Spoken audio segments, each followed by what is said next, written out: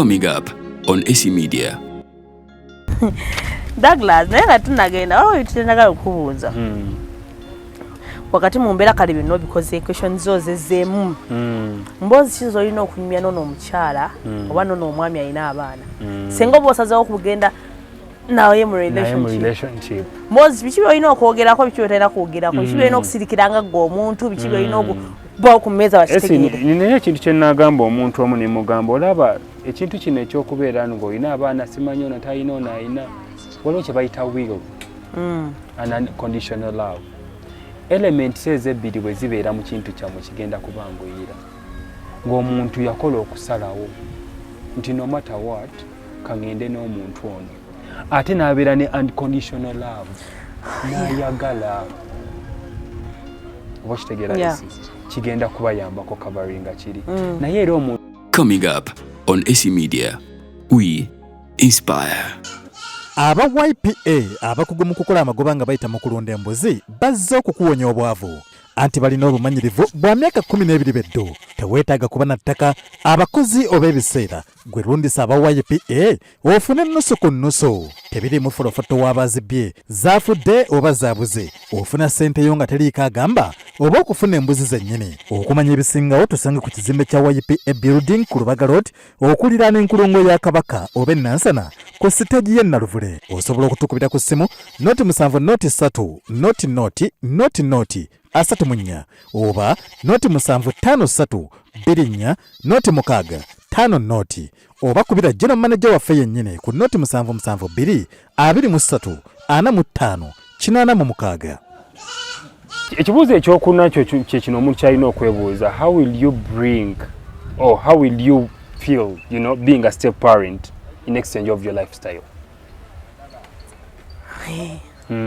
Bagambe gwe yenna ndaba ogenda kubashinga oba ogenda kuyingira mu relationship n'omuntu alina omwana naye kisooka oli ready okubeera step parent kuba obeera step parent olina byogenda okyusa yali akuba ebbala nga tokyagikuba oli mukulabirira abaana ba musajja okitegeera bino ebibuuzo omuntu senga abyebuuza byonna ogenda kubeera step mother w'abaana ogenda kubeera step mother kubbaala n'emminizi wali oyambala ojja kuba tokyazambadde okitegeera n'emminizi wali oyambala ojja kuba tokyazambadde kuba ogenda tandika okubeera discipline you a parent kati ekibuuzo nga tonnaba kuyingira mu bintu ebyo oba nga tonnaba kuyingira mu eyo situation are you ready for you being a step parent and are you ready to change your lifestyle? Kiba kitegeeza bw'oyingira mu bulamu bw'omusajja ono alina omwana oba bw'oyingira mu bulamu bw'omukyala ono alina omwana kigenda kukostinga ogenda kwewaayo nga saddaaka ennamu okyenyingine lifestyle yo oba kitegeeza kati oli ready okukigumiikiriza ekyo ye bameka abali willing ebibuuzo ebyo bonna mwenna abasinga okundaba temubyebuuza kyobola mubiyingiramu ne bigaana oli n'atandika n'okukwata abaana b'omukazi tulabye scenarios nga abasajja bali ku baana b'abakazi babakutte yeerabidde nti muzadde so are you willing are you willing so that's where the ebibuuzo bino nze esinsiba ngamba nnyo abantu bw'otuula wansi n'ofumiitiriza ku bulamu bwo nekyeweetaaga mu bulamu waliwo ebibuuzo ebikujjira n'obyebuuza n'ogamba kino nkisobola covetousness kyetwayogerako luli okusitula ekintu ky'onoosobola oli ready okukisitula okisobole ekyo kiwanirira bw'oba toli ready bambi tokiyingiramu kireke kuba ogenda kulumya abalala kati ekyo ekibuuzo oli willing okucyenjinga gwe oba okukyusa lifestyle yo oli ready okubeera step parent ate n'okubeera step parent ojja kubeera step parent forever newonooba ozadde ababu kinakyuka tekijja kukyuka kati omuzannyo guzannyo ogumaliriza kyotandise olina okukiggusa ate ekyo tekijja kukoma paka bw'olibiyingira. Ekibuuzo ekyokutaano, how much responsibility will you have? Ogenda kuweerera abaana b'omukyalo oyo ebino byonna byonna olina kubitunulamu. You have to act like a real dad. Thank you so much. So responsibility, remember you becoming a step parent, it comes with a lot of responsibility. in order for you okusobola okudiverginga n'okudiffusinga ne patanawo obulungi ate n'abaana olayi migugu bwe gimenya olina omulimu gwo ogw'okudiffusinga ne patanono olina n'omulimu n'abaana gutyo kati olina omulimu ogwo gw'okulabirira ogw'okukuza abaana kati oli ready okukirera oli ready okukisitula ebyo bibuuzo omuntu byalina okwebuuza nga tannaba kuyingira nga tannaba kubeera na muntu alina abaana ebyo bibuuzo mu abayingidde mu bufumbo bw'abantu nga aba abayingidde mu bulamu bw'abantu nga balina abaana wali weebuuzizaako wadde n'ekimu omuntu mugambire wodduka emisindi bw'oba teweebuuzangako n'ekimu kati ne kakati osobola okubeebuuza oba wakayingira omuntu mugambirawo nti muganda sijja ebintu bino nyinza obutabisobola sijja kusobola kuweerera abaana abali successful by luck gye bali nga badde obulamu butambudde gye bali naye kati bino bigenda bikalubamu abantu abasinga kati bazolo tebakyategeera omusajja n'akwata omwana waabwe abantu abasinga kati bazolo tebakyategeera bulungi story ginaba oli yakwata omwana for almost emyaka nga mukozesa nga mbeera mukozesa naye nga amutiisa nja kutta sijja kuwa school fees okitegedde basajja betuyina kati ate okumanya ne problem kweva esibwelesa gundi example eyo otwala obudde butono okumanya omuntu wo kyayinza ne kyatayinza olw'okuba ogabanyizaamu obudde obwo naye omusajja osobola bategeera omusajja ye mwangu kutegeera okusinga omukazi they can get attracted their own daughters basajja bangu kutegeera kizibu nnyo okusanga omukyala nagadde mutabani we it may be a bit very rare but men kino nakyogerako ate okulaba omwana we namulanga kyekino kyenayogerako ne wano era ku AC Media Uganda ne mbagamba nti a man's need is sex. A woman's need is affection. Chogaba obulamu bw'obeerawo ng'alaba akawala ke kagenda kimala. Ky'oba olaba nanti kyekiri kye nakugambye. Otaddewo gwayingira omuntu ono omumanyi kyayinza ne kyatayinza. Kuba ayinza otuuka to a situation lidako ayinza otuuka to a situation nga atandise okukozesa drugs. Bw'otunulira patanaawo gw'olina abaana abatali babe atandise okukozesa ebiragalalagala. Bw'anaakwata abaana bo teweekanga. Nesi wonande abakwata si bonna abakwata bakozesa drugs naye taba yekka yesu yaba alina ekimusiiwa nanti kiba taba yekka kyovola abatuuka essira ne yejjusa taba yekka wabaawo ekintu ekiralalala omusajja ali nataswala ayinza obutaswala naye n'abakazi kati nabo bakyuka embala ennaku zino badda ku batabani b'abasajja ne ba and those cases are rising naye ekyo kino era ekibuuzo kyenzizaayo how much responsibility will you have omusajja nti abeereeyo abaana abavubuka bamanyi najja kitegeera abaana kati bakola ennyama naye obuvunaanyizibwa buno bugenda kukumenya kati ekibuuzo are you willing to carry oli ready okuwanirira obuvunaanyizibwa obwo obw'emirundi ebiri yegwe olina bwa mirundi ebiri bwokka olina abeewammwe olina omusajja olina n'abaana aye naawe olina n'abaana bo b'ogenda okuzaala obo bonna bonna buvunaanyizibwa abantu abasinga balowooza obuvunaanyizibwa ssente naye n'okutegeera omuntu nawe obuvunaanyizibwa bwo ekyo nakyo kiri awo ekibuuzo kyange eky'omukaaga can you handle your spouse having a relationship with an ex omukyalo ono omusajja gwazaddemu abaana gwe wenna ndaba omwami andaba agenda kusigala ayina enkolagana neyamuzaalamu omwana newaba tebakwatagana kati gwe omwami ayingira oba nawe omukyala ayingira oli ready okukihandolinga omwagalwawo okubeera n'enkolagana ne ex we wao gwe manyi avaawo awo nanga tugenda kulaba daddy siriwo nawe olagawa ngenda tugenda kulaba mwana ku ssomero ono agane ex we kulaba mwana ku ssomero badde bamale olala namugamba daddy tugenda kutwala gundi agenda kumpikinga twala omwana abejjajjaawe nga bwolese scenario ezo gwayingira osobola bihandolinga let me keep it a bit ese obadde okimanyi nti omuntu gwozaddemu omwana chances ziri ebitundu 80 ku 100 okuddamu okwegatta naye kituufu ng'oloofa kinensi n'edduniya sex ono omulaba si kikolwa bukolwa ng'abantu bebakisuubira kiina ebuziba gye kiraga kati ate nno laba katonda abakoyo bwe nguyite muggo katonda kale abawadde omukisa mwine ekitonde ekibagatta. There are those different physical energies ezigenda obbagatta. Waliwo busayings so you know omwana affe yagatula nga toli fembe, you know, Okitegeera. such stupid That kind of stuff. statements. Kati gwayingira mu bulamu bw'ono omuntu onosobola ekyandoli kati abakazi ab'ebbuba nkwegayiridde gwali ng'olina ebbuba lyo nga naawe olyemanyi. Omusajja alina abaana tolina ky'omwagaza. Abeera onagamba nkikola ku lwa mwana, omwana kyayagala. Bano buli we basiika ne beekubako amaaso bajjukira ekikolwa. Kikyoba osuubira. Nze mbalabayo. Oba okiraba n'okuyitikika kuba kwangu tatagala nakwana akwatako mukwate amasannyalaze ne gatandika okuyitingana.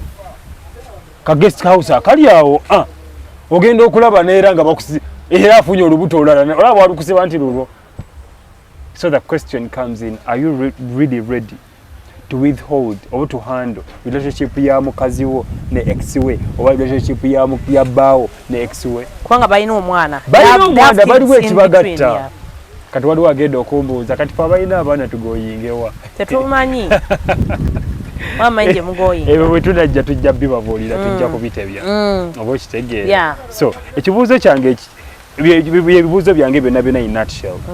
Tujja komawo wano esi tumanye nti omukyalo ono alina abaana nga bayingidde mu maka g'omusajja adiffusinga atya n'abaana abo basanzeemu mu nnyumba.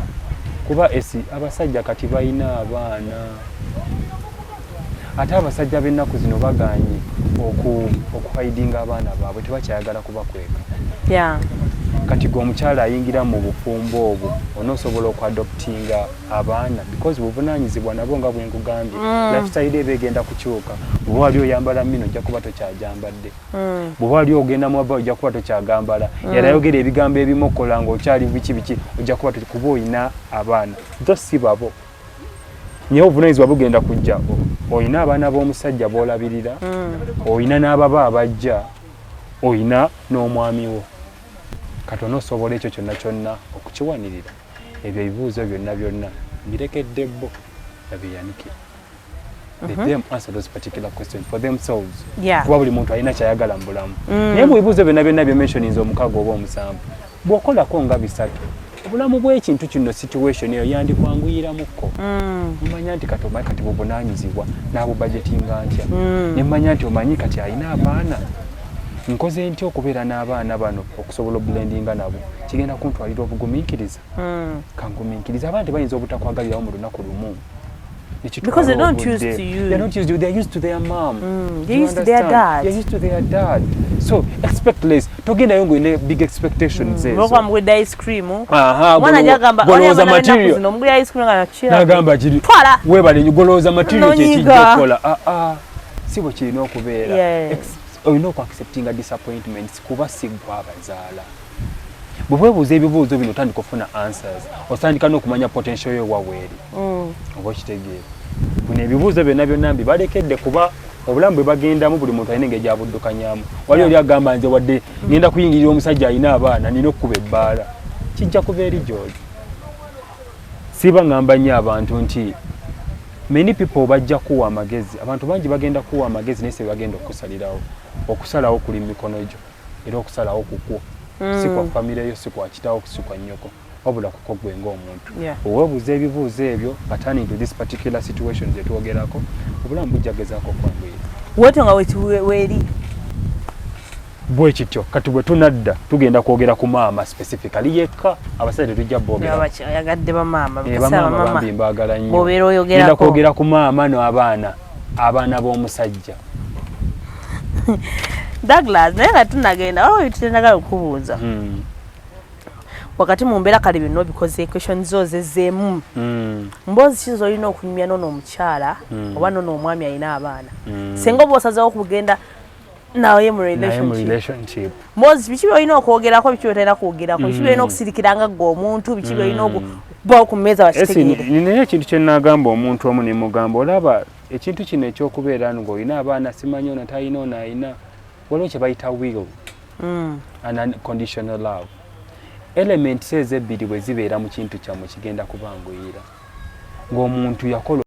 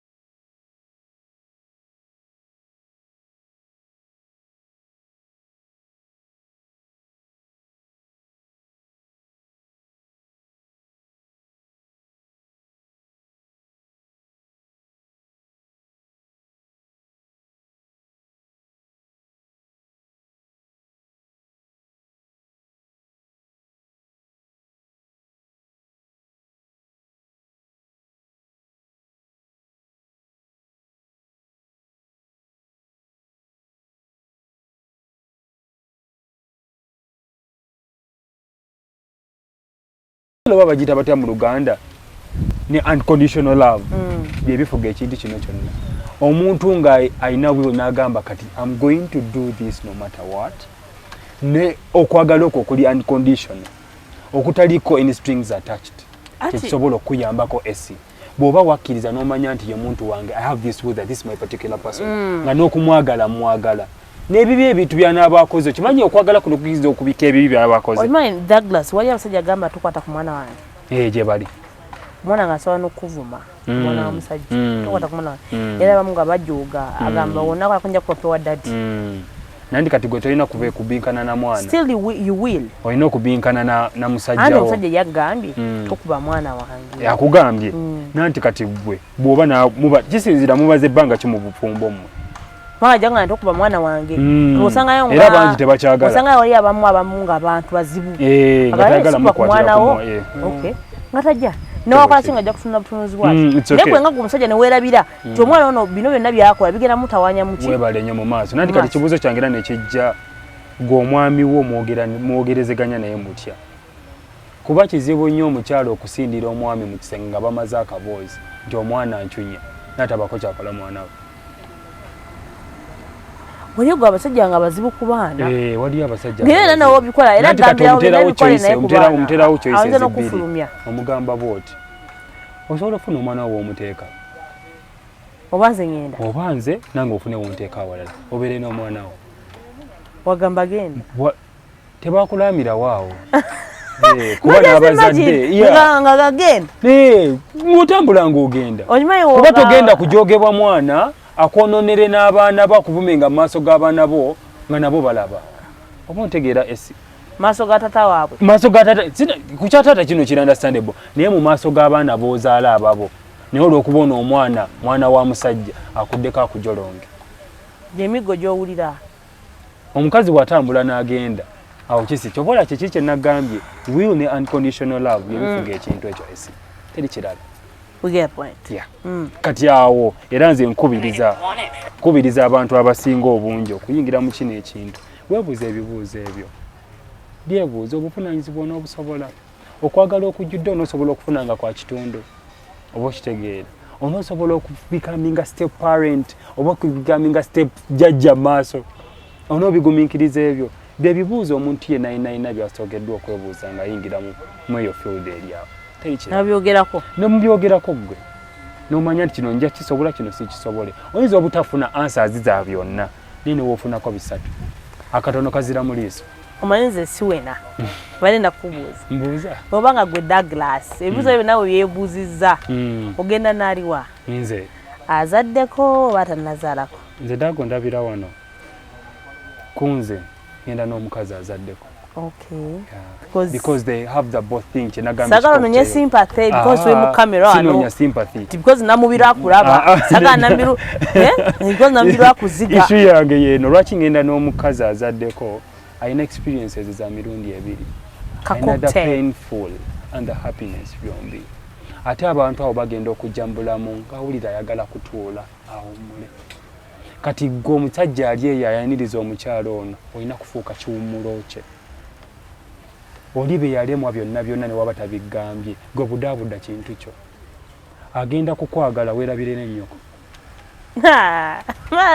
Kyensobola ekyokugamba weerabire ne maama wo oyinza okuba tomuwadde na bingi nnyo kuba ye mukazi ajja okutegeera nti sente zibuze ajja kutegeera ye mukazi ajja otegeera nti renti agaanye akubikirewo ekiraka ekitajja kubeera kuwona atannaba kuzaalako akyalina ewaabwe naye ono ahasolinze akirabyeko ate tobolaba abasajja b'ennaku zino bahasolinze but ahasolinze in a very lighter note kizibu nnyo omuntu azaddeko tategeera kyekimu ng'omuntu atannazaalako newankubadde waliwo abazaddeko ne basigala nga bakyali basiru abasajja abamu niwakulaba nga azaddeko alowooza tolina wodda era balaba nga kuyamba obuyambi naye tulabengera abazaddeko but they are doing more better than never nabatannaba kuzaala oba kitegeera naye kino esize kankikubuulire omuntu azaddeko jjukira tunoonya maturity panawo nyashi tubirabye abawala yes but then we need someone that can we need someone that can really add value. I'm very serious about it. Nyashi nedda kuba nyashi tegenda kuntera mmere ku sowaani njagala omukyala bwe naakomawo esi no, you don't want that. I have a beautiful face. Ayinza okuba beautiful mana abazaddeko tekitegeeza nti baba babi. No, sigaye no babi. No, tonkwata bubi. Tekyogeza ko tegeeza. No. You have alluded. Obikamize bit sarcastic. Ndobo kitegeera abatanaza kitegeera nti omukyala bwazaalako. Ogwaga bino munonya maturity nakuzo ne kugamba nyaki toyagala. Kale biri ebyo no. Different lining ate. Kubye twagala. Bye twagala ne betwetaaga byanjawulo. Dina pe bintu betwetaaga mu bulamu okusinga ebintu betwagala. Obo kitegeera. Naye it's not a big deal. Nyash for me is not a big deal to me. Nemkwano kwanga ivo ayagala nyash. Ayagala nyo nyash. Ne simayo bakino wakiwulira. Abatulabira abekyagwe ng'atuuse. Naye kati ffe munnange nyash tubirabye. Tebina kye bituzizaamu okujjako okutuza emabega. Twagala ono ajja okuŋŋamba ofunye ey'ataano. Kati abiri mu etaano giteeke wano. Naye owanyesha ajja kugamba gye tugende tusooke tuzisaasaanye. Kyogamba ogateeka waawo. Ng'oziteeka waawo ng'omugamba ebiri mu etaano giijo. Kuba omukyala ono abeera yayita mu situations actually mature up people. Omuntu azaddeko alina entetenkanya gy'atetenkanyamu gw'atannaba kuzaalako gy'otannaba kutegeera. But that's how funny men are. Akulekawo ng'akuzaddemu atinagaano nya batazadde. We wali obuzibu. Nanti abasajja abasinga tetunaba naffe kwezuula tetwemanyi. Okwezuula nanoonya ate ffe abali careless. Bwe mu mindset kyejeyo mu December tujja kwogera ku kwezuula. Abantu boogedde okwezuula, simanya kwezuula. Yo wange omuntu yeezuula atya? Omuntu yeezuula ddi? Ki ekiteegisa omuntu okwezuula? Izo questions ziri awo. Nga mu December? Mu December. Ogenda kutambulamu? Bwe tujja okuddiramu eyo ebintu ebyo kati mugine tulina kye tutegeka omwaka nga guggwako okitegeera ng'omwaka kuggwako abantu boogedde senga abaatuwadde obulamu bwokka abantu boogedde ku kintu ekyo naye abatusajja obutannaba kwezwana kumanya ki kye beetaaga si ku bye baagala kuba esi byagala bikyuka enkya n'eggulo. So that is it. As long as olina omuntu gw'owulira ddala emirembe onoogifunira mu ye n'ebyo ebibuuzo ng'obyebuuzizza nga ne Katonda ye mubeezi osobola okubuyingiramu obulamu. So tukibalekedde but kye tubadde tugezaako Douglas abadde agezaako okutegeera nga introduction yaffe mwagirabye nti waliwo arguments biri amaga nti wase mpasa omukyala azaddeko abaga but agenza amenya biki byolina okulowoozako nga tonnamuwasa obanga omuwasa obanga olowooza omuwasa. So think about those things. Just tukirataddewo ate naawe ayagala okuba because it's a long topic tetugimazeeyo tujja genda tugyongerako osobola kuwandiikawo comment wona woba ogiwandiise tujja kuba tugijjawo tujja tugidiscussingeko however nga waliwo ekipya ekijja.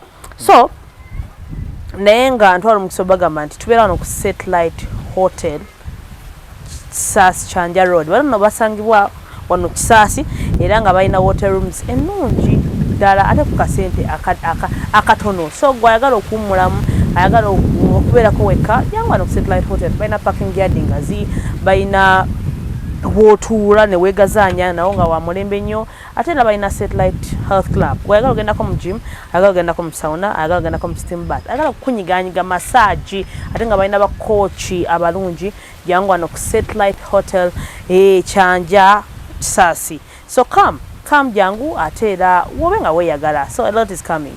So era ngenda maaso bagamba nti Joy Star Fashion Store olona asangibwa ku Ham Shopping Mall.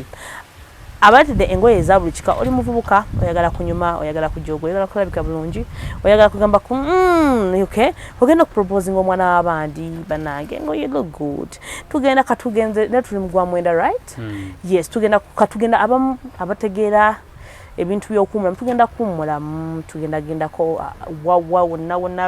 wonna wogenda abamu bagenda Zanzibar abali bagenda Dubai abali bagenda. So nze ndowooza twagala okunyuma twagala okulagako ekitege akosanafu abalina abaami abaffe ababeera ebunaayira era nga bali mu kweteekateeka kulaba nti bakomawo okutulabako bambi mwena. So jangu tubenga ate tugende wa Joy Star twambale ku ngoye eziriko ez'omulembe omwami agenda okukomawo ng'olabika bulungi okitegeera agenda okutwala akulaga bantu.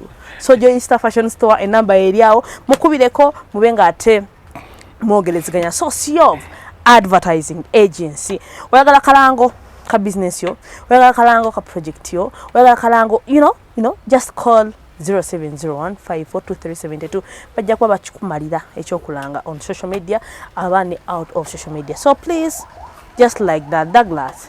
That's what gamba. It's somebody just people you can go on my social media platforms. I'm Douglas Kesegawa. That is on TikTok, on Twitter. I'm Douglas Kesegawa. You can just go there. YouTube channel yange. It's media now. Nina biende tako YouTube channel. You'll see them. Tutugambyeko. What you got to be content. Biriawo. Bajja kubiraba. Brian, omwami asinga okulabika obulungi. Ya mu maserengeta ga Uganda. Omwami asinga kakala akalungi. Bamwita Brian, DJ Brown Skin. Brown Skin Event, CEO of Brown Skin Event. Abadde ku kamera batumiddeko Brian nagamba abantu bano babagala kulaba buli kaseera engeri oli nti osikiriza olabika bulungi naye nga bambi webale nnyo mulimu gw'otukolera tusiima era tusiimira ddala. Nice time, we meet next time.